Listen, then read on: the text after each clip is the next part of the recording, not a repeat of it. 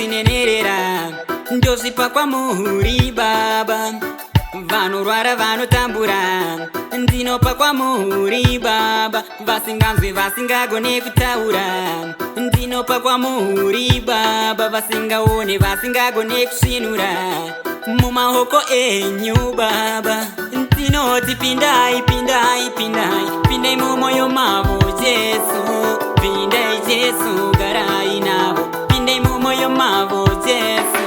Minduro ndimi ndimi makaita vavi panyika pano ndimi. Minduro ndimi ndimi makati mchatirwira kune wakaipa ndimi. Minduro ndimi ndimi makaita vavi panyika pano ndimi. Minduro ndimi ndimi makati mchatirwira kune wakaipa ndimi. Nzira dzavo zichenese Baba. Parwizi rwakadzika vayambusei Baba. Zvinoitwa nevamwe vagonesei Baba. Pamiedzo yakawanda vakundisei Baba. Ndinoti pindai pindai pindai pindai mumwoyo mavo Jesu. Pindai Jesu garai navo. Pindai mumwoyo mavo Jesu.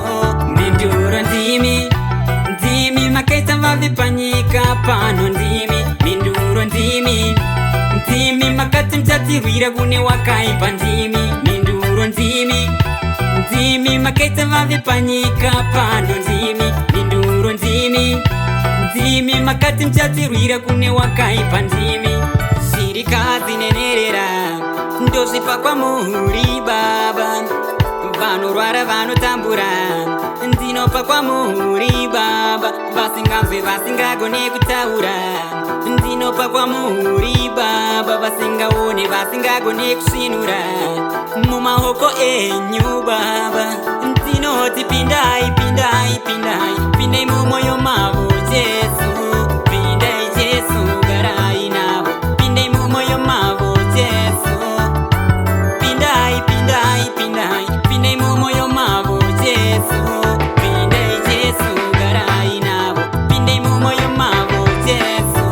Minduro ndimi ndimi makaita vavi panyika pano ndimi. Minduro ndimi ndimi makati mchatirwira kune wakaipa ndimi. Minduro ndimi ndimi makaita vavi panyika pano ndimi.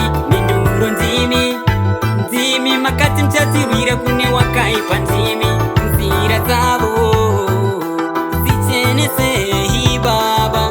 Parwizi rwakadzika vayambusei Baba. Zvinoitwa nevamwe vagonesei Baba. Pamiedzo yakawanda vakundisei Baba.